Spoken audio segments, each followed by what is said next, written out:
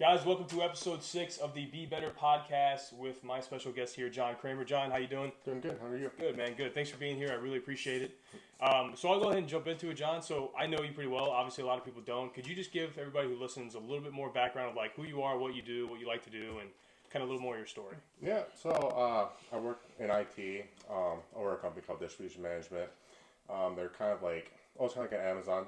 So they ship a bunch of warehouses. They ship things to different people. Work with a lot of different companies. Wrestled for about 20 years. Coached for a few. Went to Lindenwood University. Throughout high school, I was a 3-time finalist, 4-time placer, 1-time champ. Went to a bunch of national tournaments. Did pretty well there. Graduated college 2019. But yeah, pretty much it. Went back home to Nashville, Tennessee, and coached a little bit there. I was head coach at a middle school, coached at my old high school a little bit, where my dad's currently the head coach there. So, but yeah. Nice, man. And you guys have a son, right? You have is Liam 5, 4? He's 2 now. He turns 3 next month. Nice. I was way off. That's great. So he's 2, turning 3. And then you recently got engaged as well, so congratulations. Appreciate that. That's awesome, man. Do you guys have a date picked out? She picked out, I think, September 20th, 2025. Maybe not. Well, we'll see if it happens. Smart man for letting her decide. Yeah. I mean, I'm getting married in 27 days, and I didn't pick the date, and I didn't argue with it either. So, it's you just kind of roll the punches in that one, right? So, I want to jump into a little bit more about the wrestling side of your life. Okay. I've had a lot of good friends of mine. I never wrestled. I never really got into it, but I just appreciate the sport. I remember going to like a high school event or match, if you will, and the gym would be dark, and then there'd just be one light drop down like a spotlight right over the mat. I mean, it was crazy. I mean, it was a very good event expedition-wise. But the intensity of it was like a hockey game mixed with like the Super Bowl, even if it was like a freshman versus freshman fight, right? Like it was just super intense. So tell me a little bit more about like when did you start that? Like what kind of got you into it? Like what motivated you to be a state champ? That's a huge feat. Yeah, so I guess pretty much it was always like destined to be, just because I come from a wrestling family. So my dad wrestled in high school, kind of got introduced to it. He wrestled across seas because he was in the Navy. So then he got me and my brother into it. Started us both out when we were 4. And then we just kind of grew up with it. He was our youth coach all the way up until middle school. And then he coached the youth program, but we had a different coach for the first time in middle school. Kind of went up to high school. He was the head coach there. So he pretty much just got because we came from Michigan.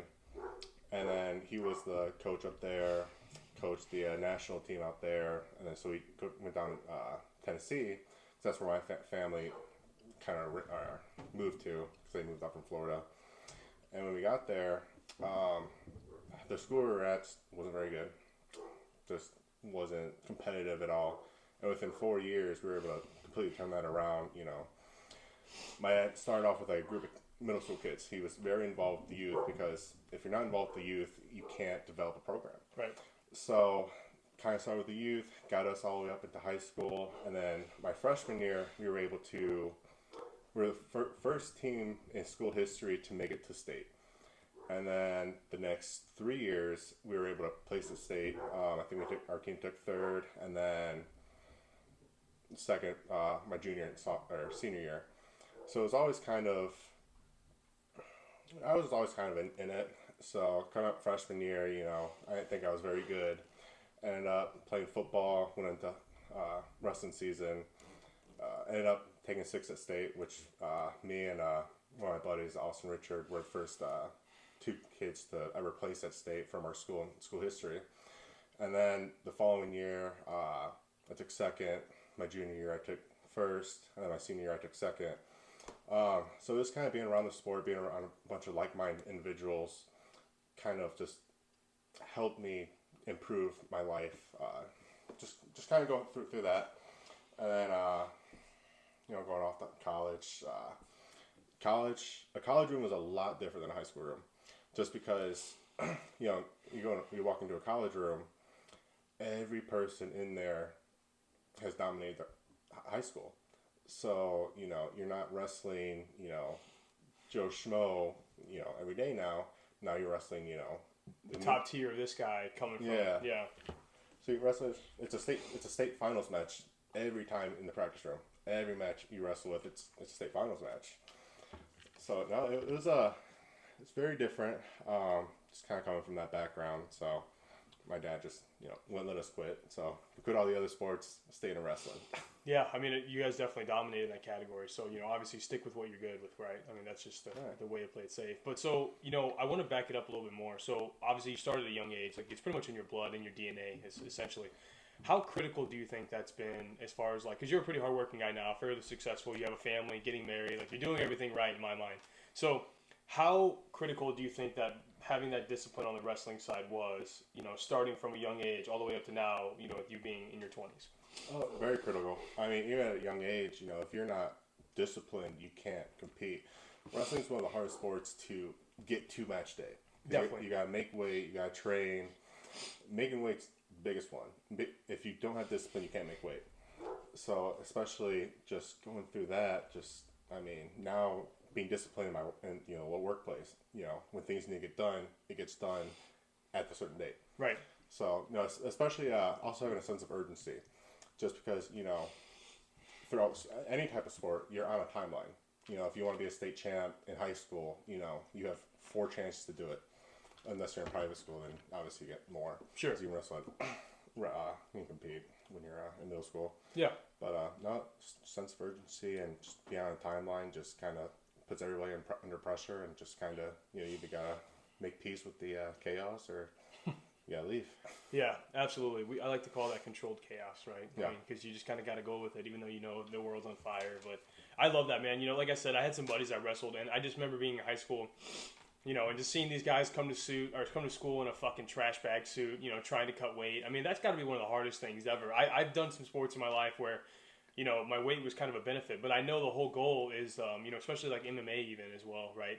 They have to meet, let's say they have to make 155. Well, they might be 180 when they, 6 weeks before. So now they have to cut that weight and then weigh 155. And if I'm not mistaken, don't you guys have to pass a certain hydration level as well? Yeah, back in the day you didn't have to, but now they do this because, kids were... Killing themselves? Yeah, pretty much. Yeah. But now at the beginning of the season, you take your hydration test, you weigh in, you piss in a cup, the certification, goes through that, sees if you're hydrated or not, and they put you on a descent plan, so you can only lose so much weight per week. So every time you weigh in, it resets. So if you weigh in 5 pounds more than what you originally certified at, now it starts from there. So now you have to wait several more weeks to get back down to your weight class. So everything is just strategy. So it's almost kind of like a math game. Every day you have to lose a certain amount of weight.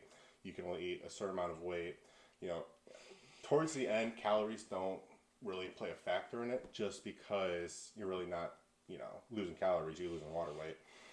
So especially, just going like that. That sounds absolutely gruesome. I don't know if I could ever do that. The discipline that you guys have in that sport. I mean, it's a combat sport, right? At the end of the day, I mean, it's one of the only combats. I think it's the only combat sport that's allowed on a high school level, and in middle school level as well. I mean, you guys are literally essentially grappling each other into submission for the most part, or you win by points, which is technicality wise, which is even harder, right? Yeah. I mean, you could just manhandle somebody and push them out of the ring, but or you make them submit, but dude, you're winning by points, that takes a real G to do. It's just pure skill at that point, not just brute strength. What weight class did you wrestle in when you were in high school? So high school, I wrestled 220 all throughout high school. Got recruited to wrestle at 285 in college. Wrestled 285 my freshman, sophomore year. Then went down to 197 my junior and senior year. So, going from 280, because I walked in college weighing about 220, 225-ish. Tried to gain weight to get up to 285, just couldn't do it. I ended my freshman year at 225, 230. And then my sophomore year, it was all about gaining weight, but I did it the wrong way. It was just eating, so it wasn't really muscle-wise. Right. So, I got up to 280, 283, and I just was like, screw this. I'm going down to 197, because at that point, I had blown out my knee and both my shoulders, so I just couldn't wrestle at that weight. So, started kind of losing weight casually, and then my coach pulled me aside as we were boarding a bus going to a tournament, was like, I heard you're going on to 197. I was like, yeah. He was like, that's a lot of weight. And I was like, I know, but I mean, I can't. It's difficult either way. It's difficult staying at a high weight. It's gonna be difficult getting down. So I just kind of picked what's gonna be more difficult down the road. Yeah, for sure. And obviously, as you know, man, as we get older, it's harder and harder to lose that weight. So I think you probably made the right decision by kind of jump starting that for you. And I mean, it's a lot harder to lose. Let's say you wanted to get down to 200 flat. It's a lot harder to lose 85 pounds when you're 29 years old than versus you're 19 years old. It's a game changer. I feel like, dude, when I was 19 years old, I weighed probably 205, in pretty good shape, right? Pretty active too. But I could go eat Ben and Jerry's and pizza every night and like gain a pound. I'd go do something the next day and burn 2 off. It didn't matter. Now I look at a chicken wing and I have like 6 heart attacks and a stroke, and my weight goes up by 15 pounds. So it's just absolutely crazy how your body is so dynamic in that regard. In regards to the wrestling thing too, so you wrestled at lindenwood for a couple years, right? Yep. What was your kind of deal with that? Like, did you do pretty well, or did you kind of like let it phase out? So I did all right. So I wrestled all 4 years. So It's pretty impressive. yeah, to a point. But I actually ended up having surgery on both my shoulders, my hand, and my knee. I just couldn't stay healthy. I did all right. Didn't do anything like drastic when I was in high school. So I was recruited pretty highly, so pretty respectively, just from my national, credibility. Yeah. And I actually had torn my left shoulder at the beginning of my senior year in high school, and nobody really knew about it. So I wrestled throughout my senior year and most of my freshman year of college without a shoulder. So I ended up finally getting that fixed, and then my sophomore year I actually blew out my right one and my knee. But I was actually able to get surgery on my knee, and I was able to wrestle after 2 weeks after post-surgery. So they were like, it's not going to get worse. It's not going to get better. So, if you can put up with the pain, and at that point, you're doing wrestling throughout your life, you build up a pain tolerance. Of course. So, I mean, even with just like any sport, you build that pain tolerance. So, you want to do it. You don't want to feel like a little bitch and not practice and not compete. Yeah, I would say, in a lot of combat sports out there, like, just honestly, like, I know the weight's a hard part, but like you said, man, staying healthy. Injuries are so common, and it's just so easy to do them. Like, I feel like every time you're wrestling somebody, every time you step on the mat, there's a chance of a dramatic injury. And it could be a career-ending injury, all right? I mean, like, baseball players don't walk into games thinking, like, hey, and not bashing baseball by any means, but, when people step on the plate to hit a ball or step on the mound to pitch, like, they're not, like, worried, like, hey, this might be my last game. Like, everybody going into a combat sport's like, fuck, this could be it. Like, I could tear my ACL, I could blow out my knees, I could have a shoulder issue, anything could happen. Concussions are really common too, I heard. So, I mean, like, it happens for sure. But, so what do you think about, like, after the career's over side, you're doing more of the coaching role now, which is great. That's the best transition, in my opinion. I love to see when a player or, a competitor like yourself in any sport, they love it, they do well, they dominate, and they know when their time's out, and then they transition to a coaching role, and then they share the knowledge and experiences that they learn. That's, in my opinion, that's the best way to end a career, because your career kind of keeps going a little bit, right? Yeah. So what does that transition to now in your life? I mean, do you expect your son to wrestle as well? So, not so much wrestle. I do want to do well in sports. I think as a parent, everybody wants their kids to kind of do the sport that they have knowledge in, just because they feel like they can help build that skill set for their kid and grow all the way up. But the issue there is now you're forcing your kid into it, and you're not having them develop a passion for it. So, especially in grade school, like, kindergarten through, 5th grade, I believe you got to have your kid develop a passion for the sport. If there's no passion, they're not going to be good at it. Mm-hmm. And then, after elementary school, then you start introducing winning in middle school. So winnings don't really matter in middle school too much, but now you're starting to develop a skill set. You've learned the basics. You go on there, and then you go up to the high school level where winning matters. Nobody really wants to say that, but winning matters in high school if you want to do it post-high school. So freshman year, I mean, you're developing kids, but they can have a bad freshman year. But as you start getting that sophomore and junior and senior year, that's when colleges start to take notice. They start, writing your name down in their little notepad. And so just developing kids, throughout, making them fall in love with it and wanting to get better, they're eventually going to do well. Yeah, I definitely agree with that. But I think of what you said, too. You always see those stories about oh, his dad's the coach and forced him into playing football or baseball or soccer or whatever, and the kid fucking hates it, but he does it because he doesn't want to piss his dad off, right? Yep. And then the kid, like, he might be a gifted athlete, but maybe just in the wrong sport. You know, like maybe he doesn't enjoy soccer as much as his dad wants him to, but he's a football stud. He'd be, you know, one of the best kickers or one of the best running backs out there, right? Yeah. Or a good wide receiver. But, I mean, they wouldn't know because his dad basically chokeholded him into that sport forever, and now he's fucking, you know, he's miserable in it. Right. And, you know, like you said, there's no passion just about anything in life, I'd say. You know, if you're not passionate about it, it doesn't matter how bad people force you into it. You'll do it, but you're going to hate it. It's going to be miserable every second. You're going to do it just to get the job done. You're not going to excel. You know, you're going to go to work. You're going to, you know, put your hours in. You're going to get it done, go home. You know, when you have a passion for it, you know, those 12, 14, 15-hour days, you know. It's nothing. Yeah, they go by like that. You know, you're enjoying it. Yeah, I agree with you 100%. I've been in sales pretty much every role in my life, and I love sales to death. It's my favorite thing to do. It's my favorite thing to talk about. Celeste always gets on me because she's like, you know, listen, don't talk to me like you're selling me. Like, just talk to me like you're human. I'm like, I can't help it. I can't turn it off, right? And, you know, you said something earlier, like, you know, wrestling college athletes is like always a state match, right? And I've always said this to anybody I've ever trained in the sales world. I'm like, listen, man, like, sales is like being in the playoffs every single time, but, like, there's no off season.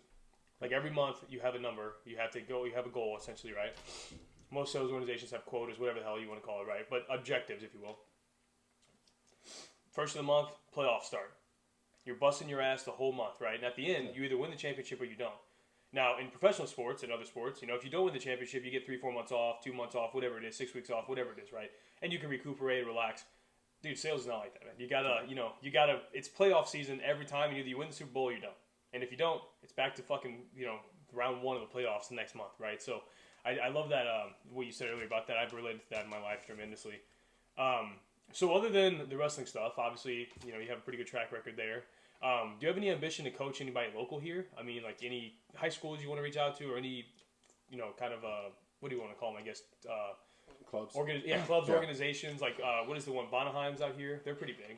I haven't done too much research. I kind of did more research on just kind of like the high schools and, you know, seeing like which coaching philosophy like I resonate with.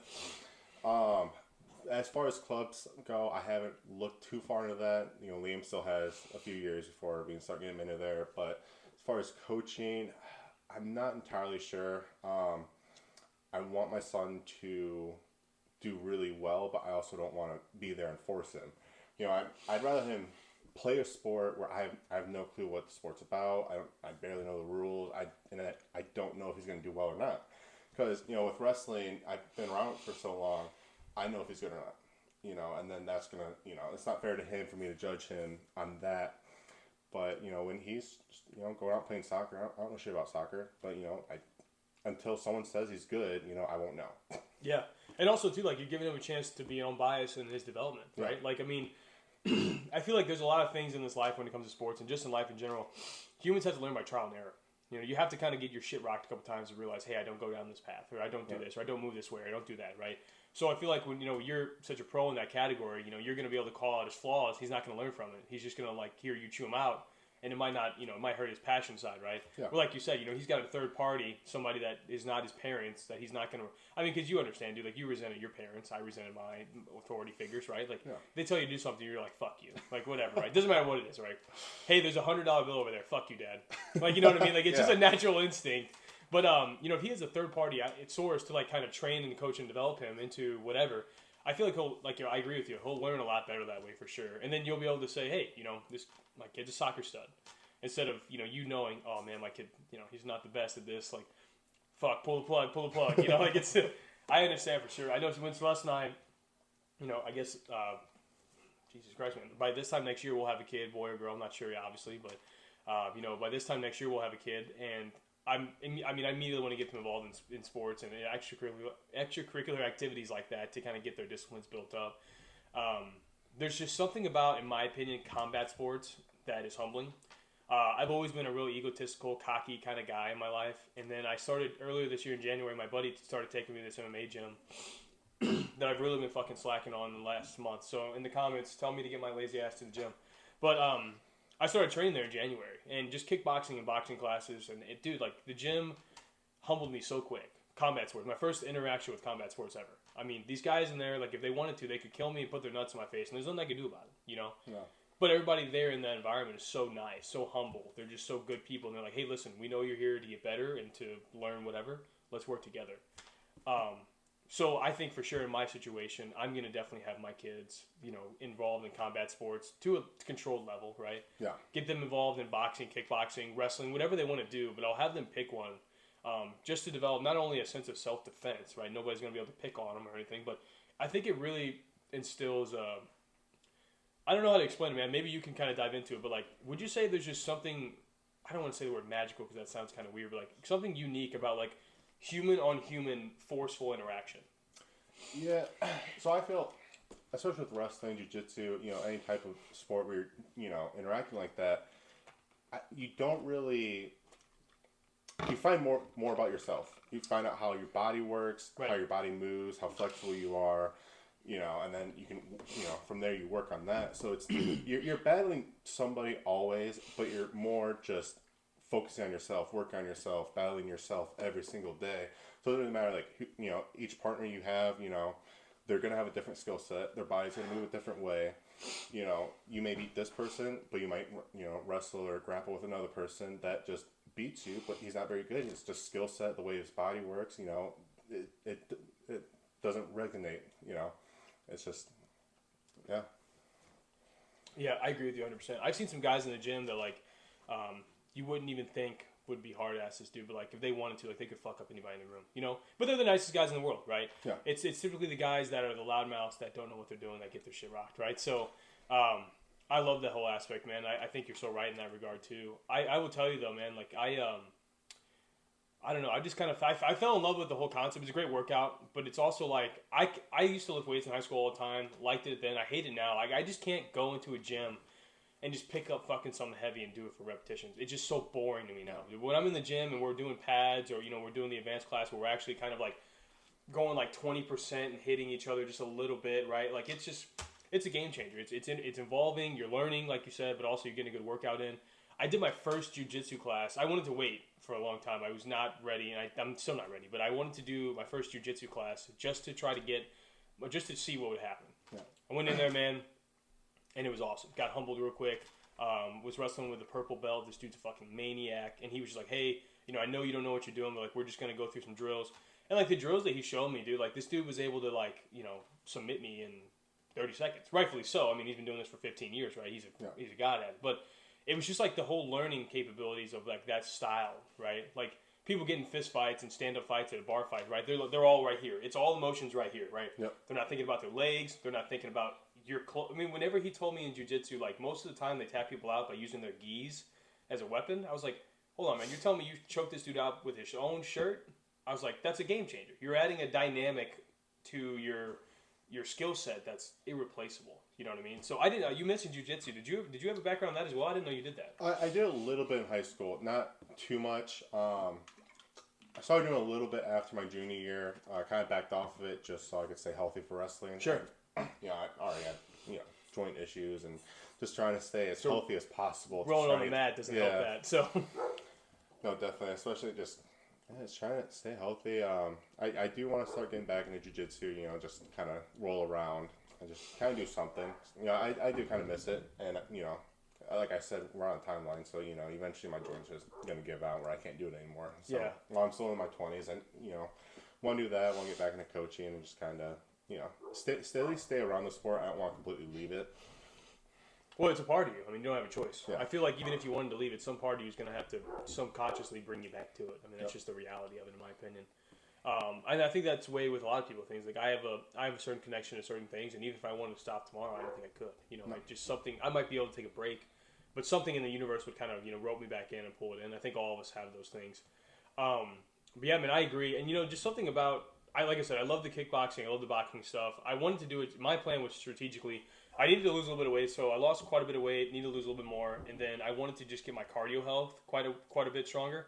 And then I wanted to move into jiu-jitsu because, in my opinion, like that is the ultimate like martial art. In my opinion, I have other people out there that are experts and better than me. You'll know better, but in my opinion, like I just think that's one of the most dynamic. I think it's good for the brain and for the body. Where, you know, when I go out and I hit pads and everything, it's great, but it's just not the same. I don't know. It's not the same dynamic as I got when I was rolling on the mats for a little bit. Yeah, it's also different. You know, when you're training by yourself, you're running. You know, you're lifting. You're battling yourself, but at any point you can quit. Yeah, no problem. You stop, walk away. You know, come back later.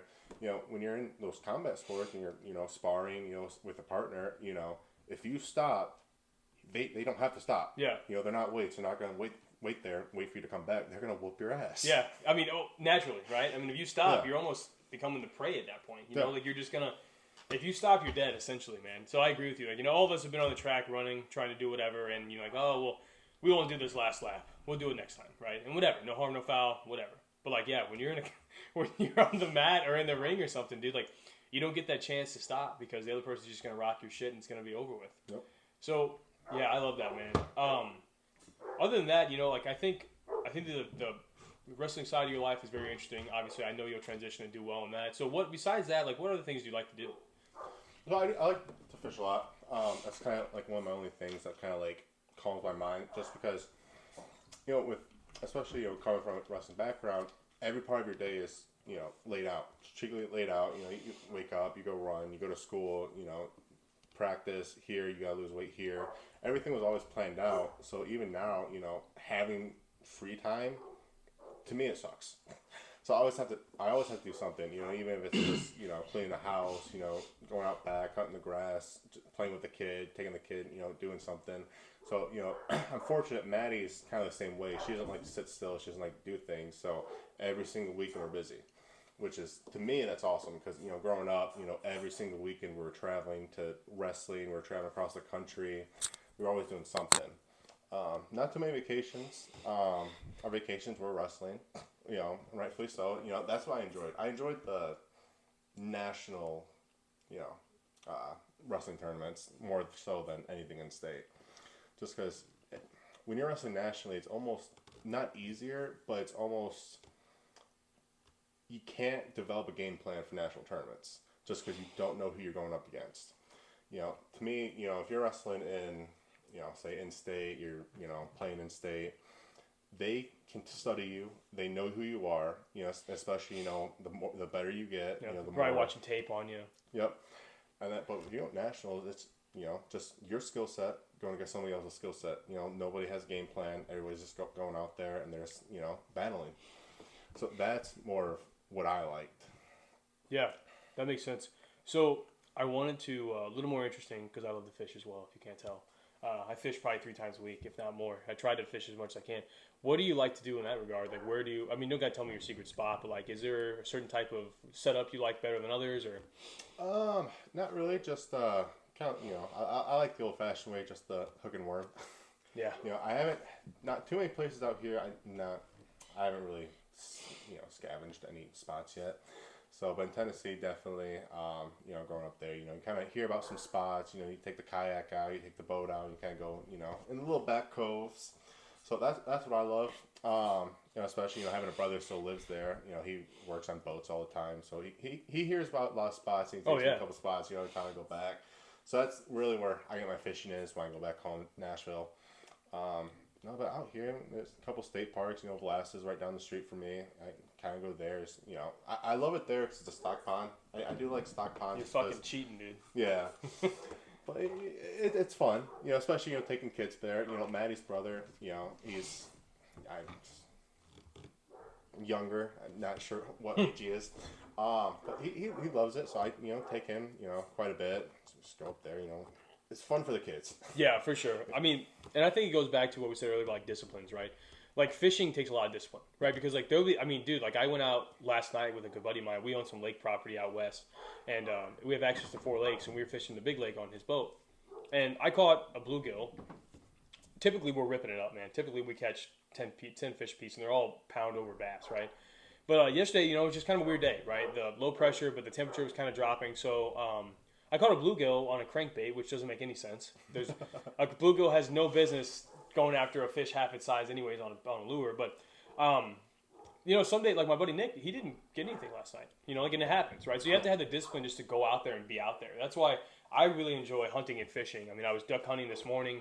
I think I'm gonna try to go fishing tonight. I don't know, I might, but somewhere locally. But the discipline to just be out there, be patient, have a plan, just be ready for anything is really huge. And if you don't have those disciplines, like you can't really correlate those to other things in life. You know what I mean? So it takes me back to like one of my favorite quotes by Jordan Burroughs, which is Olympic champ in wrestling. He's awesome. He speaks very well. One of his quotes was, "Hard work doesn't guarantee you results. It only guarantees that you can create opportunities." So I love that quote because that's true. You can be the hardest worker in the room, but I mean, it doesn't guarantee you anything. There are no guarantees. You can work hard and create opportunities. It's up to you if you take them or not. Yeah. Are you a Bengals fan?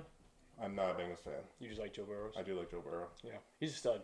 I'm not a Bengals fan. I'm a Dolphins fan, for fuck's sake. But, he's a stud. I like his work ethic, too. Him and some other guys out there in that sport as well, they have some pretty amazing things that they've done and said, and I expect good things out of him. He's early in his career. As you see, I know he just signed that fat deal, but I expect good things out of him. Right. Yeah, man. So that's wild. But yeah, just going back to it too. I think nowadays in society as well, I think there's just a missing component of the discipline side. I think a lot of kids aren't being taught disciplines. They're always being handed things, or they're not being. I think as humans, and especially Americans, we need to be kind of going through some form of hardships to make us into the people we need to be. I mean, if everything was always just given to us, handed to us, right? Like, you wouldn't be able to process even the remotely difficult tasks that might come, No, what's funny is I was talking to our CEO the other day, and he was saying, a lot of, companies, the third generation kills a company. Yeah. Just because they don't understand the hardship. Right. Because you get the founder, goes through hell just trying to survive. And then it passes down. He, our CEO, saw that. He at least resonates with it and kind of understands it. Now you get down to the third generation, they're just like, oh, well, I'm going to go park my Bugatti outside the Mercedes, then I'll go run the company. Yeah, I can't remember the quote that I read recently, but it was more of a statistic than a quote. But I also think it was the third generation of like generationally wealthy families, like families that are worth like hundreds of millions. I think it was also like the third or fourth generation. That's whenever the money goes, because you got the original father that earned quite a bit of money, that busted his ass. The original parents, whatever, man or woman, doesn't have to be a father, but man or woman, they originally make the income. Then you have their generation that takes pride in that, follows in their footsteps, and then doubles the income. And then it's the third or fourth generation that has like the drug habits, the alcohol problems, the dead strippers in the truck kind of problem. And then that's where the money kind of pisses away, right? Because they've been handed everything. You're right. Go through any adversity. I mean, adversity, makes tough men, tough women. That's kind of where you find out who you really are. If you don't face it, I mean, it's not your problem. If you're not going to face it, nobody wants to face it. But it helps mold you into the person. Yeah, absolutely, man. I mean, I can't tell you. I've had quite a bit of hardship in my life in different categories. But I mean, when bad things happen to me, it's almost comical now. I'm like, good. Yeah. I'm like, this is fucking nothing. I'm like, dude, I've already been through worse. I'm like, do you think this is a problem? Like, dude, I've been through way worse than this. This is no problem, right? So when people come to me with, I'm in this situation, dude, where like people come to me, good friends or acquaintances, they come to me for fucking advice. I have no idea. It's all the time. It's random. And I'm just like, dude, I am not Jesus Christ. I do not have all the answers for it. Like, I can give you my perspective, and you probably won't like it because I'm kind of an asshole and I'm very blunt and I'm just honest. But dude, people come to me with these problems. I'm like, dude, listen. You're worried about some girl. You're 16 years old, man. You're worried about some girl that broke up with you. You guys you've been dating 2 months. Like, dude, there's people out there right now that have to walk 7 miles barefoot to get a chunk of ice to get their village water. Yeah. Like, dude, like there's bigger fish to fry out there than what you're worried about, And it's all in perspective in a lot of these things. But yeah, I think when they go about the hardships, I always think it's funny. I know you're from Nashville, so like it's a little different. But out here, West County is where we all live essentially, and I always think it's funny when people in West County think they're oppressed. I'm like, oh, you're having a hard time living in your $450,000 house, your dad's fucking brand new truck, your mom's brand new Escalade, you're going to whatever state school or high school or college you want to go to, your brand new 2023 car you got when you were 16. Like, I always think it's hilarious when these people in this upper affluent area are struggling with whatever. I'm like, dude, there's kids that I grew up with, like down in the city, South Side, like, they literally, when they got home, like their parents were passed out on drugs. They had to feed themselves, clothe themselves, walk themselves to the bus stop, do their own homework. You know, like that's oppression. That's hard stuff, right? Yep. You not being able to go see the Barbie movie because you have to watch your parents' dogs when they're in Maui is not oppression. So stop it. Like, yeah, but going back to like perspective, you know, if you've never experienced that, you just don't understand. that's a big deal. Yeah. Yeah. So I mean, you know, and then you get all these kids, you know, with high anxiety just because they don't understand. You know, they lose their wallet. You know, that's their biggest, you know, issue throughout the entire day. You know, it's not, you know, find your parents, you know, hammered when you walk home every single day, getting yelled at, getting beat up. Right. You know, unless you experience it, I mean, you just don't have that perspective. Dude, you're so right. But how many kids do we know in our 20s that can't fucking schedule their own doctor's appointment? Or change their tires, or put license plates on, or, you know, I'm just kidding, just kidding. But, you know, or, you know, just do small things, right? Like, I'm not saying you have to be a mechanic or anything, or, like, I'm not saying you need to be able to fix your own roof or HVAC system. But, like, as adults, man, you shouldn't be getting anxiety about scheduling a doctor's appointment. You shouldn't be having a hard time, you know, doing these basic things that humans should do, right? Especially, you know, everyone has a smartphone now. So, I mean, it takes 30 seconds to look up a video. You know, there's somebody that has thought about it and put it on there. You know, it's not like, you know, you're pressed for knowledge. You know, yeah. Everybody has, you know, they find a computer, you know, look everything up. You know, now it's so easy, but people don't want to do it. Yeah. They just want to go to Facebook. 100%, man. Or bitch about it, you know, Yeah. or you know, and I'm guilty of that to some extent. Like, I have a good friend of mine who is a master jack of all trades. This dude could fix anything you ever want. And there are some projects like that I could probably look up a video on how to do, but like, would it still be kind of fucked up? Yeah, probably, because I just don't have. That's not my brain is not a like a. I don't know how to explain it, like a handyman style, and his brain is. This dude could literally he could build your house out of nothing, seriously. And I'm replacing a sliding glass door in the other room. And he's like, oh, dude, I can do this no problem. We could knock this out in a day. And I was like, when he said that, I was very confident. I was like, yeah, I know we can. I was like, I'll go buy the material. You're going to work with me. You're going to guide me. I'll be there with you on the physical side, with like all the technical measuring and you know, framing out. I know he's got it in the bag, you know? Yeah. So, like, in those situations, I feel like use your resources of people and knowledge. But, like, dude, if it comes to, like, hey, I don't know how to put a K-cup in a Keurig, like, right. Like, dude, come on, man. And stuff like that stuff's a little different just because experience beats knowledge every time. Every time. Just if you don't have the experience, you know, you can have all the knowledge in the world, but you know, especially, you know, you've seen it time and time again. These super smart kids, they go out and they can't do anything, you know, just because they don't have the experience. They can, you know, do math problems to no end, but you know, they go out in the real world, they can't fix things, they can't go anywhere, they just can't understand things. Yeah, I think you're right. I you know, in some previous roles as well, I've been involved in hiring and firing, and dude, when I look at resumes, I would always take the resume of the guy who had, you know, a couple years experience rather than the kid out of high school. The kid out of college. The kid out of college can have a 4.0, super genius, great guy. You know, but for me, man, like, if I have to choose, I have one candidate and I have two people to pick from, or excuse me, one position but two candidates to pick from. I'm picking the guy that has the 5 years of proven experience, man. And, you know, and it's not about the intelligent level. He could have been a 2.0 GPA student. But this dude has a successful track record of just doing the job for 5 years in that category.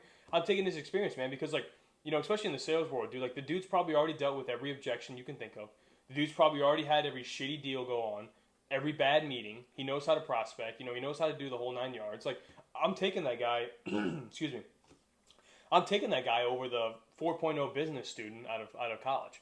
But on that same token, you know, like, somebody's got to give that guy a chance. So, like, I've always said, like, if I feel the energy, I feel the ambition, I feel the vibes, you know, like, the guy's just super energetic, he's ready to rock and roll, I will give that person a shot. But if I only have one position open, it's an easy decision for me to make, you know. Yeah. Oh, yeah, you know, people with experience, you know, especially proven experience, there's some stuff you can't teach. Right. You know, there's stuff you just got to learn by just doing. Trial and error. Right. So, I mean, you're walking into a job and you just don't know, you know, what the hell you're doing, you know, just go in there, just break shit, get fired, and then apply to the next job. Next job, you're going to do better because you've broken everything. Yeah. I promise you won't do it again. Like, yeah. You won't make the same mistake twice. I mean, the firefighter on the first day of the job burns down his own station. He's not going to do it again. No. You know, and if he does, he probably doesn't need to even be coming close to anything. But, you know, it's to that point. At that point, look for a new profession. Yeah, at that point, be a dog groomer or something, because you know, that's a pretty big fucking deal to burn down a firehouse. But you know, they've learned from it. Yeah, absolutely. I mean, it's in everything, man. Like it's really in everything, and just I think it goes back to the moral of the whole conversation, just having those disciplines, man. You know, and there's nothing wrong with trial and error, dude. I can tell you, I love science. I mean, even though I'm a religious person, I love science. I've always liked science. I've always liked figuring out why things are the way they are. And dude, like I can't tell you about how many fucking things in this world that we know about was because of trial and error. Like somebody like figured it out because, you know, like unfortunately some situations like, oh well, we knew that, you know, fire was hot because 3 people died, right? Yeah. Sometimes it's that extreme, or other times like, hey, you know, like this person got sick from this pill, this person didn't get sick from this pill because this one had this effect, this one didn't. You know, like it can be anything, but like the trial and error side of life has to be relevant because that's the only way you're going to learn. A textbook will never teach trial and error, you know. No. Yeah, I love that, man. I think you hit it right on the head. So yeah, I mean that's pretty much, man, like my philosophy and a lot of those things. I think getting people on the ground floor at a young age to, and I'm not saying like, you know, hey, make your kids sleep outside twice a week in the winter, right? I'm not saying that, but like, give the kids a little bit of hardship. Yeah. Make them work a little bit to where whenever they do get in their 20s or even late teens, and they have to do these small inconvenient tasks, it's not a panic attack. It's a, oh, okay, whatever. Right, just like you were saying, control chaos. Just put them in situations where you're controlling it, but they've got to figure their shit out. You know, you can't, you know, especially with my son, you know, I know he's 2, but, you know, his mom's always on my ass, you know, to go help him do everything. Just like, the kid's going to fall, he's going to hurt himself, he's not going to do it again, or he's going to do it better, you know, just because now he has the experience. Now he's going to climb the couch, he's going to do it a different way. I mean, he's probably still going to get hurt, but not as bad. It's always like the hot stove, right? Yeah. Like, the kid touches the hot stove one time, he never touches it again. That literally happened to me. When I was like 3 years old, the oven was open, we didn't have heat, so we would turn the oven on and open the fucking door and let the heat pour out. That's how poor we were. But, you know, one time I went in there and just curiosity touched it. Burnt the fuck out of my hand. Did I ever touch a stove again? No. Like with a bare hand, not with protective? No. Same deal, man. I always thought we had this cactus plant in the backyard for whatever reason. And I was just wondering one time, like, oh, I saw this in a cartoon. I'm going to grab this cactus. I grabbed the cactus. What happened? I had a bunch of quills sticking out of me. I've never even seen a cactus since, I don't think. I'm just so mortified of them. Like, I've never even came close to a cactus again because I know what will happen. Yeah. Like, you know, it's not going to... Once you get that embedded in your DNA... Another example real quick, man. I was duck hunting this morning. I was in fucking, you know, belly button water. It was like 51 degrees. Pretty cold, you know. But, dude, I've been deer hunting in November. That's, you know, late November, dude. It's fucking 12 degrees out, and there's a breeze, so it's like -2. I'm sitting there, I'm bitching in my mind. I'm like, damn, it's fucking cold. And I tell myself, dude, you've been way colder than this. I'm like, dude, this is nothing. You've been way colder than this, you know. All right, especially with those experiences. I mean, it almost becomes, you know, muscle memory at that point. Right. You know, now you just don't have to think about it. You know, especially, you know, you can go back to wrestling and sports. You know, in wrestling, if you're out on the mat, you know, in a match, if you think you're going to lose, you got to have that experience to where everything's just kind of, it just flows. You know, you got to, you know, every, you know, action has a reaction. You know, if you don't understand that, you can't stop and think. You know, if you're stopping and thinking, you know, you're already losing. Yeah, I think it transitions to my profession in sales as well, dude. If I go into a meeting trying to like have it planned out step by step and expecting an outcome, I always feel like it fails. You know, it has to be just a natural, and people, I think too, like, people can feel that authenticity of people, right? Especially like when we're communicating. Like, if I gave you a script before we did this and was like, hey John, like read this, and like you were reading from a script and I was reading from a script, everybody who ever watched this could tell. Yeah. You know, there's no sense of authenticity there, and like people would be like, these motherfuckers wrote this, or actually what would happen was ChatGPT wrote this, and now they're reading it. So I feel like in my profession as well, man, it's the same deal. Just being having that authenticity. I can't talk to whatever you guys know what I'm trying to say, but being authentic in that regard is huge. Yeah, and I think it's the best way to go about life. You know. Right. I mean, I think you need to have a plan, but you can't really follow the plan. You know, a lot of people, you know, I got a lot of shit, you know, with my engagement a couple weeks ago, is everyone thought I had it planned out. And I was like, no, I have a place planned out, I have a location planned out, I have who's going to be there, but, you know, I'm not going to, you know, have the words planned out. I'm not going to be like, all right, now you come in from left side, you come in from the right side, and then we do this and this. I was like, no, we're just going to go with the flow. You know, figure it out. Pretty flawless. Yeah. I mean, I saw the video, I saw the pictures. Look at you guys. I planned my engagement to a T, and it fucking went horribly. Then it like drops your confidence down because now one thing goes bad and you're just like shit. Now everything's gonna go bad. Yeah, it went absolutely horribly, man. So like, just to kind of tell you this funny story. So when I proposed to Celeste under the arch, our first date was at the arch. So like, it was like a special. We have an arch painting over there. I mean, it was just the right thing to do. Well, I had my two buddies help me out with it. Like they were going to play our song on this big speaker back here, and like we're going to walk up, and I was going to have her face the city and then turn around and she would hear our song, look at my buddies, and then I would propose. Well, we didn't anticipate the restaurant that we ate at that we had reservations for had like a 45-minute wait, so that pushed it back. The food wasn't very good, so that pushed it back. It was, dude, we got biscuits and gravy, went to a breakfast place. Yeah. It was like $80 for biscuits and gravy, and I think Celeste got a mimosa and I got like a Sprite and a water. I was like, why is this $80 and why did we just wait 3 hours to eat here? Anyway, so we'll never go back, but we go down there. It's in August. It's like the hottest fucking day of the year. 100 degrees, 1,000 people there at the arch because it's a Saturday. And, just the funniest shit happened too. Like my buddies, like we're texting the whole time. I'm trying to be inconspicuous. I have this ring in my pocket. Celeste is getting kind of fishy. She knows something's up. My buddies are in the wrong spot. Not their fault, but just bad communication. And they're in the wrong spot. Celeste like barely doesn't see them. They go to play the song. Fucking speakers have an issue. Like just all this shit, dude. Just like, so I agree with you, man. Like having it naturally is probably the better way to do it. But we just had so many hiccups in our engagement. It's hilarious now to think back of it. But like during the moment, I'm like, I couldn't have planned this to go worse. Like it's just fucking hilarious. All right, but I mean, all that matters is the outcome. It's how you finish. Yeah, after I paid her, she said, yeah. No, no, yeah, for sure, dude. I agree with you. I mean, it's all about the finish there. It's all about the end result. I mean, Who cares how you get there? No, I love that quote from, was it Moneyball? It doesn't matter, how you play a game. It just matters, how you finish. Yeah. Which is true. I mean, you can, be ass for so long. But, you go off, you win national title or state title. No one gives a shit about your losses. Oh, yeah, man. Now it's just like, it's all in the past. No one even thinks about it. I mean, so I'm a big history guy. So to prove your point, like, what do you know about Abraham Lincoln? A little bit. Okay. What do you think the most biggest, like, if you said Abraham Lincoln, what's the first thing that come to your mind? Slavery. Okay. Abolishing it. Okay, that's a good one. But, like, what's his biggest accomplishment besides that? Being president, right? Yeah. Nobody realizes that dude lost, like, 15 elections in a row. Like, a couple wives died. Like, children's passed away. Like, the dude, like, had a lot of failure and hardship in his life, right? Yeah. But, what was the end result? He abolished slavery, one of the greatest achievements our country's ever did. He basically unified the country back again after James Buchanan fucking fucked it up. James Buchanan was the president before him, just so you know. Nobody knows him. I knew all the presidents, so that's why. But yeah, fuck you, James Buchanan. But Abraham Lincoln came in and saved the day, and nobody thinks about, oh yeah, that Abraham. And even in history, dude, nobody teaches Abraham Lincoln like his failures. Even though he lost a bunch of elections, like was kicked out, lost a bunch of jobs, wives passed away, kids passed away.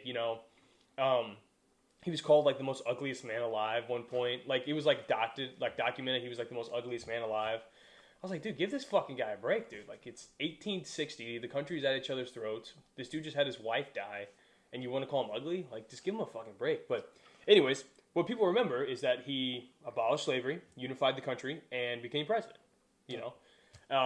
Unfortunately, met a demise that wasn't right. But at that point, nobody remembers his failure. So I agree with you. I mean, you could walk backwards up a mountain as long as you get to the top. Right. Who fucking cares? Even to your point, like when you're speaking there, if people aren't hating on you, you're not doing something right. As soon as people start hating on you and people start trying to bring you down, it means you're up. It means you're going in the right direction. For sure. I always say this to people too when people question like, oh man, why doesn't this guy like me? I've said this quote 100 times. I go, listen, man. I said, I don't care if you're religious or not, but I said, listen, dude, people bash Jesus Christ.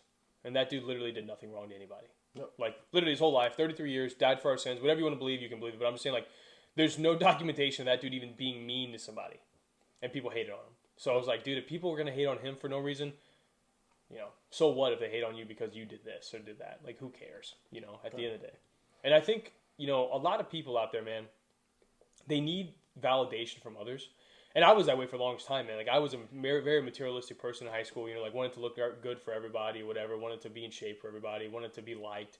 And then as I get older, I'm like, dude, like, nobody fucking cares. I'm like, dude, nobody cares what shoes you're wearing that day. Nobody cared what your hair looked that day, dude. Like, I mean, unless you were like trying to get a guy or girl to like go out with you or date you or whatever, dude, like that matters, I guess. But like, dude, like the fucking 200 kids that you pass in the hallway in between math and Spanish class, dude, nobody gave one fuck. Everybody was miserable. Everybody didn't want to be there. But also everybody's doing the same thing. They're all seeking the same validation.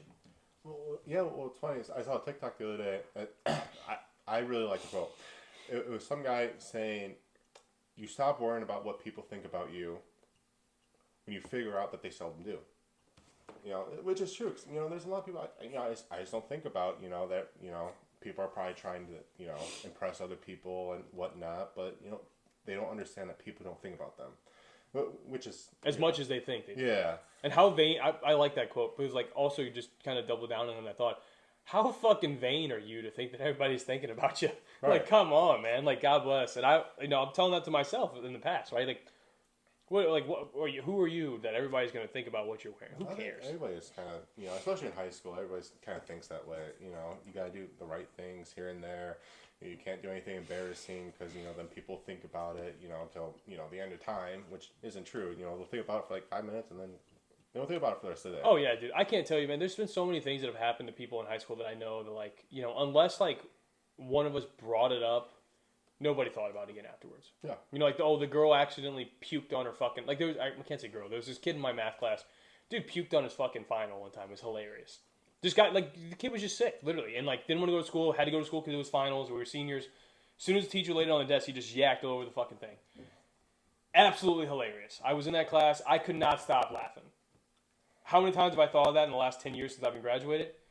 I don't know, probably 100 times. No, I'm just kidding. Probably 4 times, right? You're just thinking about it. Somebody else in the class, like, will bring it up. And I'm like, oh, my God, that's hilarious, But, like, yeah, like, dude, nobody cares about that shit, dude. One thing that I've always tried to believe as well, and I read this a long time ago, is, like, is this problem, in any problem that I face in my life, is this problem going to cause you a problem in 6 months, 3 years, or 10 years? Yeah. And if it's going to cause you a problem in 6 months, okay, hey, that's probably a problem, right? We probably need to fix it, right? If it's going to be a problem still in 3 years, something's not right here. If it's going to be a problem in 10 years, dude, you got to figure something out. You know what I mean? So, like, these small issues that we have about, oh, I wasn't able to get, into my dentist this week. Now I got to do it this week or whatever. Like, dude, these are not life and death problems. No. Like, stop stressing over them, dude. Be thankful that you know how to schedule a dentist appointment and fucking do it next week and just suck it up. Right? I mean, a lot of people have that issue, though. I mean, once they, have, 1,000 little issues, now they think it's a huge problem. Really, it's not. I mean, if you just think about each, little issue, how do I fix it instead of just worrying about it? And if you can't fix it, why worry about it? Yeah, for sure, dude. I mean, what's the fuck? We're just quoting back and forth here, but like, I've started to read the, oh my God, I'm trying to blank on what the name of it is. Anyways, but I'm reading this book and I'm gonna kill myself afterward. But Marcus Aurelius wrote it, and it's the Stoics. I'm so sorry. Yeah, the Stoics. Okay. And I will read a little bit of it here and there. When I'm to have some downtime, whatever. And a lot of one of the quotes that was in there was like, like worrying doesn't really. I'm gonna paraphrase, but like basically it said worrying doesn't really matter. I was like, a lot of times you worry about shit that can't even happen. Worry about it when it happens. Like, there's no benefit in worrying about something that could happen. There's no benefit of that. You can be prepared, right? Like, it's good to be prepared. Like, obviously we have insurance, but like, I'm not worried every day that my fucking house is going to burn down. Right. But I have insurance. If it happens, it happens. And I'm prepared and I have measures to kind of deal with that. But yeah, I'm not going to sit here and worry about a black hole sucking in the earth. Because like, dude, in some situations, like in that case, you can't fucking do anything about it anyways, dude. Right. It's over. Why worry about it? Yeah, why worry about it? Just live your life. Yeah, exactly. You just enjoy. I mean, that gives you every reason to live for today. Tomorrow's not promised to anybody's, dude. Live for today, and don't take anything for granted. I can't. Unfortunately, I've had the bad luck of having some friends pass away fairly young, and like it's most of the time they were good people, man. Just kind of like got mixed up in the wrong shit. But like, dude, like nothing's promised. Any one of us here could have a heart attack or a brain aneurysm or fucking fall down the stairs or choke on whatever, like anything could happen, dude. So like, live for the moment now and enjoy it. No, right. I totally agree. Stop worrying about bullshit. Stop worrying about the what ifs, man. Right. But yeah, I also think too, though, it's just a looming presence of fear and anxiety that in our society people have always, and it's really sad, man. Because like, I asked my grandpa. This is a good example. My grandpa was 83. I asked him one time, and I was like, I don't know, this is like I don't know, probably 2012 or 2010, somewhere around there, right? Like North Korea was like launching test missiles and shit. I was like, Grandpa, what would you do right now if North Korea launched a nuke at us? He goes, I'd sit right here at this fucking table. He's like, there's nothing I can do from Eureka, Missouri to stop this. He's like, there's nothing I can do. He's like, if it hits us or it doesn't. Either way, I'm going to sit at this fucking table. And I was like, damn, like, he's figured it out. he's figured it out, you know what I mean? No, yeah, I totally agree. I mean, shit's gonna happen. Shit's gonna happen. Yeah. I mean, worrying about it just makes it 10 times worse. You know, now you've already made up your head that it's already happened. You know, you've already went through a process. Now, you know, your confidence either way down. You're hurt inside. You know, just as things happen, you know, react to them. Yeah, for sure. Do you think like nowadays in the media too, like people just like they like to instill fear in people? Yes, and I also think like a lot of the media just tries to play on people's opinions. You know, if you're trying to reach an audience, you know, you're gonna play, you know, on their opinions rather than just fact. You know, especially, you know, you want to get a certain group. You know, they're so far the media isn't, you know, trying to bring people together. They're like trying to, you know, sway you one way or the other. It's not just, you know, before it was just, you know, the newspaper, like, you know, this person got murdered, you know, shit's, you know, getting fucked up around the, you know, in U.S., you know, we're all Americans, you know, that's how it was. Now it's just like, oh, now you're Democrat, now you're Republican, you're liberal, you know, go watch this, and go watch this. Yeah, I think you're right. And I think it's by design that people, you know, it could be foreign interference or local or domestic interference. I don't know what the deal is, man. But like, I feel like we're so polarized where somebody's either in this camp or this camp. And like, dude, I said this last podcast. I was like, the people that are having, you know, these, you know, like us, right? We're like above middle class white guys in America, right? The problems that we experience, you could be left, I could be right, I could be left, you could be right. Doesn't matter. Like the problems that you and I both experience, like gas prices being high, insurance being high, you know, prices of everything sucking, right? Dude, we face that together. Yeah. You know what I mean? So it's not like who cares if you're right or left? It's like, dude, are you struggling or are you not? Are you establishment or are you anti-establishment, right? You're either with the elites or you're not at this point, right? Yeah. So when I see people that are so polarized by like leaning one way or the other, I'm like, dude, listen. I'm like, it's fucking wings of the same bird, dude. Like, it's the same fucking machine that's fucking people either way. I was like, you have no business, because no politician, unless you know them on a personal basis, gives a shit about you, right? Yeah. I mean, I voted for Trump twice. I'll probably vote for him again. I might vote for RFK. I really, really like him, which is crazy because he's a Democratic candidate, and I typically don't vote Democrat. But, like, I've learned in the past couple of years, like, dude, like, at this point, man, I'm going to vote in whoever I think is going to run this country better. Yeah. But, you know, like, back in the day, dude, like, I mean, the reality is, like, Donald Trump does not know who I am. Yeah. If I die tomorrow, he's not going to write my family a card or pay for my funeral or show up, right? So, like, why do people get so invested in these politicians that could really give a fuck less about them? Same with, like, pop stars, too, and, like, musicians and everything. People get so hell-bent on, like, oh, this person is the greatest of all time for this reason. They will die on that hill. Yeah. I'm like, dude, these people don't even know you exist. What are you doing, man? It's like, all about, you know, you want your opinion to be right. And, you know, if it's not right, you know, people get pissed. But wouldn't it be a fact, then? Not an opinion? Yeah. So, like, fuck everybody's opinion because it's not fact. Exactly. But, you know, everybody wants their opinion to be right. Well, then I would say, dude, then come with the facts, you know? Yeah. I mean, I would say, dude, you're a fucking hypocrite. If you're talking about your opinion, dude, your opinion means that it could be wrong either way. It's just how you feel. People don't want facts. They just want to scream louder. 100%. What? I mean, if you ever, like, you know, I see videos all the time, you know, people come with facts, and the person just screams. I was like, just because you're louder doesn't mean you're right. Right. It's typically the one that's more calm, cool, and collected that is correct. Who's that guy? Not Steven Crowder, the other guy. You know what I'm talking about, right? I think I do. Fuck, what is his name? Anyways, but he always does that. He'll go to college campuses and like put up a sign like, prove to me I'm wrong.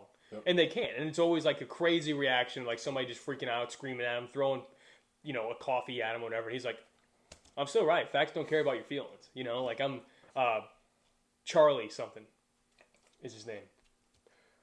Oh, shit. What's his name? I know what you're talking about. I can't come up with the name. Dude looks goofy as fuck. Yeah. He just looks goofy. But he loves it. Yeah, he's a smart guy, and he's right a lot of things, right? Like, I don't agree with him 100% of what he says, but a lot of things he brings up facts, you know? And I appreciate people on either side of the aisle, left or right. If you're going to come to me with facts, I'm all about that.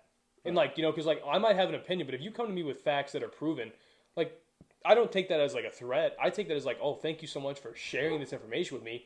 Now I can make the right decision and I can understand it correctly. Like it's like if you were taught your whole life that the sky was clear, not blue, right? Yeah. Like, someone's like, hey man, here's the evidence of why the sky's blue.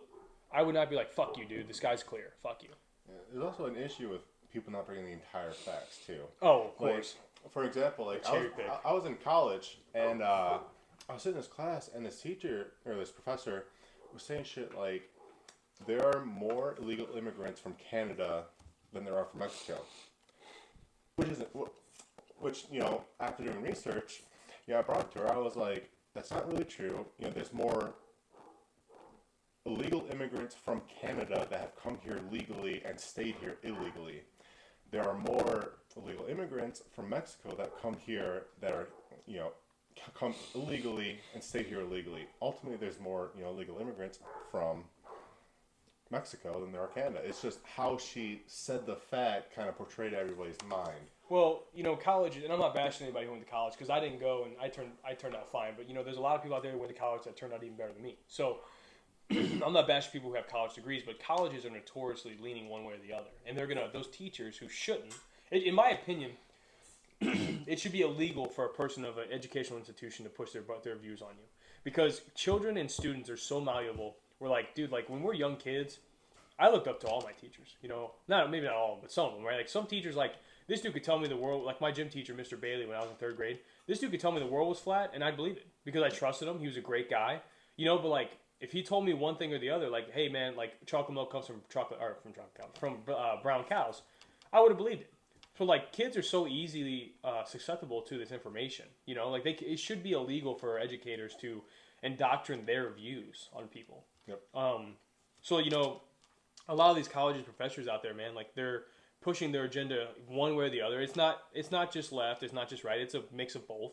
And they shouldn't do that, man. It's terrible because like you just said, they'll cherry pick the data and then you look at the actual report from the FBI statistics or something like that or a .gov website and you're like, actually, no, that's an outlying factor. Yeah. But this is the real statistic, like it's just ridiculous how people can play with the numbers in their favor. And I mean, I'm guilty of that as well in certain extents back in the day. But, nowadays, man, my whole philosophy is like, here's the truth, here's the evidence. I mean, either accept it or don't. But the fact is there. Like, that's what, like debating. Like, you want to have like facts that support your statements, but you also want to know the facts that people are going to oppose you, from. That's the best thing I learned from law school is you want to have a better defense than your offense because then you know exactly what they're coming with. If you just work on your offense, now you have no defense. Right. So it's just playing the game. You got to know the opposing side better than your side. But don't you kind of wish though that we lived in a world where like people would just stop trying to play their offense and just play off the fucking facts? In a perfect society, but I mean. Like for example, we'll go back to like something that's very easy proven. Like the Earth is not flat. Okay, the Earth is round. Okay, yeah. But like let's say you were having a whole argument that the Earth was round, and my argument was the Earth was flat. Right? Like, dude, come on. Like, can't we just cut the bullshit out here and start from the very beginning? Like from the very source of this. Like you shouldn't be arguing and providing cherry pick statistics for a point that's not right and that's not correct. Yes, but also I also believe if you're in an argument like that, why are you arguing about it? You're right. You can't fix stupid. Well, you can't. That's true. So are you saying the people that argue with me that the Earth is flat, like they just think I'm stupid? Really? Probably. Probably. But I mean, it's also like I've been called a globe-tard a couple times, and I have to explain to them like, guys, listen. I said, I have a 70 millimeter telescope.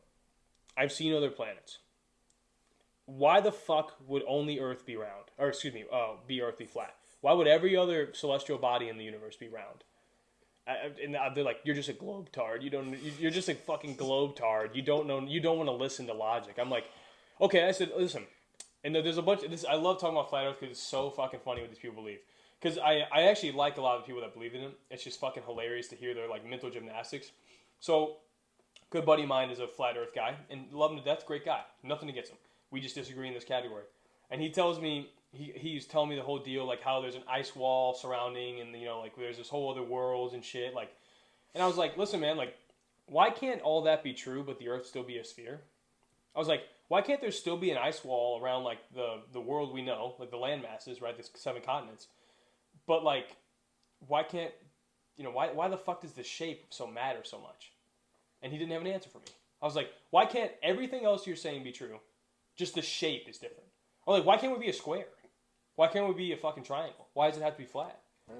And there was just no logical answer for it. I was like, dude, listen, this is how stupid it is. Like, at the end of the day, dude, neither of us are ever going to fucking, you know, figure it out either way. Neither of us are going to go to space and see. No. So, like, dude, like, I am pretty confident that the world is a sphere. You're hell-bent convinced that the world is flat. I was like, I can give you data of why it's not. You can give me conspiracy theories of why it's not. But, like, at the end of the day, dude, like, we're not going to... And, you know, I feel like, truly, John, honestly, nobody has ever convinced somebody that they're wrong or to switch their beliefs in an argument. No, I mean, I'm guilty of it. You know, I'll be arguing with Maddie. I'll know that I'm wrong, like, 5 minutes into the argument. But now I'm just trying to piss you off. Right. Now it's just a scorched earth tech of... Yeah. Hey, you know what? This ship's sinking. I'm just gonna fucking knock out some windows on the way down. Yep. Like it's hilarious. I'm headstrong in our relationship, and I'm guilty of that as well. You know, Celeste will be right about some certain things, and my pride will kick me in the nuts and say, "Dude, don't you fucking say she's right?" Yep. Argue about something else or try to spin into something else. We're all guilty of it, but it's a terrible thing that we do. Absolutely hilarious, dude. Oh man. So what's next for John? What's next on the horizon? I know obviously you have a career. Things are going well. Other than talking conspiracy crazy bullshit with your buddy Nate, what else is new for you? What is your ambitions? My ambition is just, you know, keep working on my career. Just keep looking for something better. Just building off my skill set that I have now. You know, maybe even use it to transition to something else. Develop my kid. So he's a well-rounded individual when he grows up. You know, work on my relationship. You know, relationships are very difficult. Oh yeah. So, but right now I think we're in a good place, and just kind of, making time with my parents and my family, especially going back and seeing them, come up just to, we're all on a time limit. So, I mean, I try to make time for, everybody and just, yeah. Yeah. I mean, that's a good answer. I mean, I think that's all very valuable things. You know, I'm a big, believer in like family life, man. And like, I don't see my family as much as I'd like to, but I know for a fact when I started a family with Celeste, like relationships are not easy by any means. They're probably the hardest thing that a man will ever do because we're just not wired that way. Like we're like problem, boom, solution, right? And like, you can't do that in a relationship.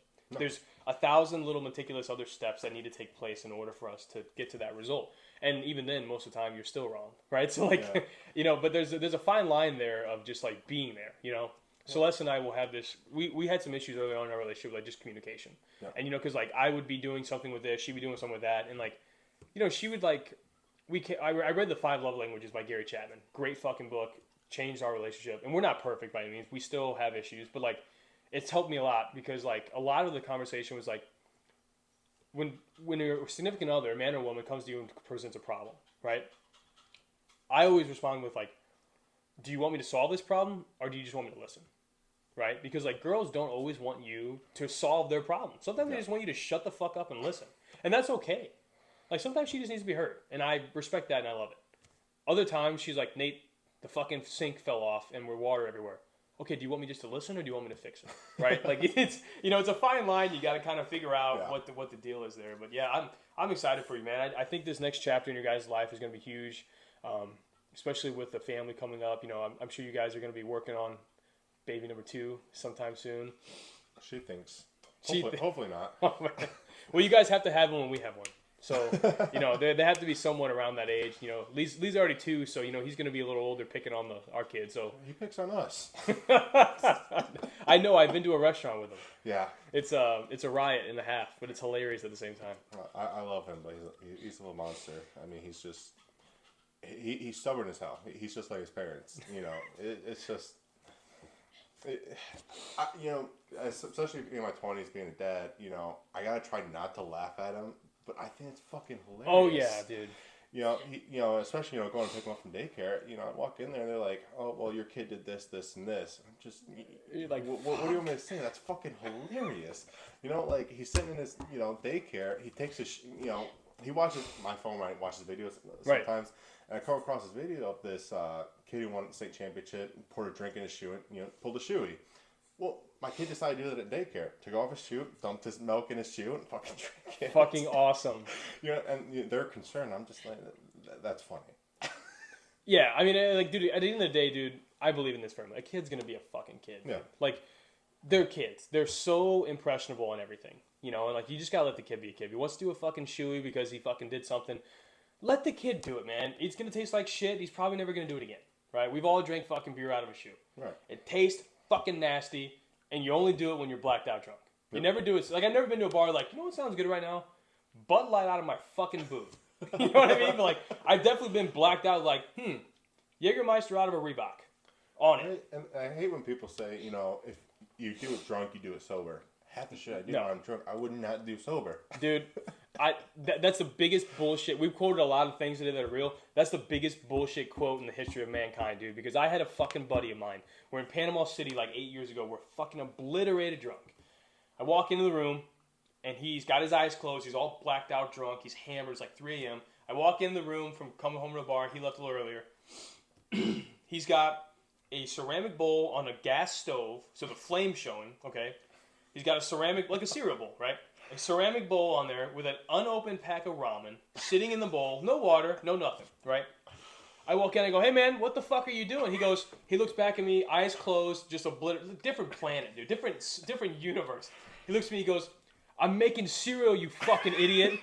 And I go, dude, I'm like, "Dude, what are you talking about?" I run over there, I turn off the burner, and I don't know if you know this, but like when ceramic gets hot like that, it explodes. Yeah. It pops.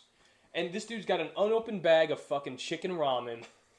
Unopened. I mean, I can't stress enough. Unopened, no water, ceramic bowl on the stovetop. And I just like ran over there. I was like, "Dude, what is your problem?" He got pissed off at me. He's like, "Dude, I'm just trying to make this cereal." I'm like, "I just please open your eyes and look at what you're doing." And he was, he was fucked up, so it doesn't matter. But like, my point being, when I told him that story the next day, he's never did that again. We've hung out 1,000 times since then. He's never did that again. I've never like walked into his house and he's sober and be like, "Hey man, just making some cereal," and there's a fucking bowl on the stove with an unopened pack of ramen in it, So yeah, it's the biggest bullshit ever, dude. And I don't drink. I haven't drank in quite a long time, over a year, and I plan to be sober for the rest of my life. It's just not a thing.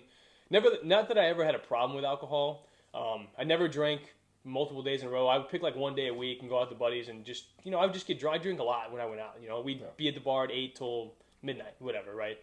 But me and alcohol, man, like we just don't get along. It's just I don't like who I am when I'm drunk. I don't like not having control of my body, my emotions, my feelings, my physical body. So like the things that I've done when I'm fucked up and when I was drunk, like I would never in my mind do sober. Like I pissed the bed when I was drunk, dude. Do you think I would do that when I was sober? See? Like you would never do that. I might. Well, I mean, some people might have bladder issues. I don't know, but scratch that. I did have a dream one time that I was peeing in my dream, and I woke up mid piss, and I was pissing in my bed. But I was sober, but I was literally pissing in a stream, like pissing into a creek. Yeah. And I woke up and I was like, my dream, and I had like a what do they call, lucid dream for a second there, and I was like, whoa, I was like, wait a second, dude, you're dreaming, and I know for a fact you're pissing yourself. So I woke up and I ran to the bathroom and had a little accident there. It was hilarious, but. Other than that, like there's so many other things that people do when they're stupid drunk that they would never do sober. No, especially words. Oh yeah, words is huge, man. Words can get people in trouble, especially if you're hammered talking around sober people. That's where you get in trouble. When I first got into my professional career, we'd have these like work events. So like the job I was at the time, great company. It got bought out, so we all kind of like got severances and all that stuff. But I would be 22, 23 years old, and there'd be these CEOs and COOs and all these high, basically bigwig guys there. And I'd always think, hey, I'm going to have a couple drinks, loosen up, I'm going to be a little more social. Dude, I go over there after like 6, 7 beers, I sound like a fucking idiot. I'm just embarrassing myself, foot and mouth the whole time. Luckily enough, I did really well, so like I could burn down the building, they'd still keep me around because I was bringing in a shit ton of money to them. But, like on the flip side, like, yeah, dude, the words people say when they're fucked up, like, I don't know, man. It's just not. It's not. I don't recommend. It's okay to go out there. I'm not saying don't ever drink. Do whatever you guys want, but like, do it in moderation. Yeah, you also got to play the room too. You got to keep pace with everybody. If you're 2 beers, you're double fisting. People are drinking casually. Well, they're drinking a wine cooler, yeah, and you're pounding 6 shots of Fireball. Like, yeah, you don't get. Yeah, I agree. I read the room's a very underutilized statement. Because like when I first, I don't know if you heard the story. When I first met Celeste's family, we celebrated her birthday the night before, so we woke up fucked up. Essentially, we stayed until 3 a.m. drunk. Woke up at 8, went to her brother's gender reveal or baby shower, whatever the two, whatever. But I met her family there for the first time, so I'm drunk from the night before. What happens when we get there? They have an open bar. So what happens then? I keep drinking. Yeah. I keep drinking. And everybody else is like having 1 beer an hour. Dude, I've drank probably 9 beers in 30 minutes since we've been there. I'm just obliterated drunk, dude. And Celeste's family, who I have like a really good relationship now, I love both of her parents, dude. They're awesome people. They like did not like me when they first met me. And then because I was hammered, right? And I was being an idiot, whatever, being maybe a little too friendly, whatever, right? Saying some sketchy shit, probably, I don't know. But when I met them again sober, they were like, oh, this guy's a very young, respectful, successful kid. He's a good guy. He's not going to just, he's not a drunk. So having that perspective was funny as hell. Reading the room, though, people should get that, like a tattoo or something, because that's a huge one.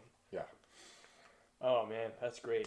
Well, Ben, is there anything else you wanted to share? Because I think we killed it, man. I love this conversation. I love all the lessons that you taught us here and kind of your perspective on things, I think was great.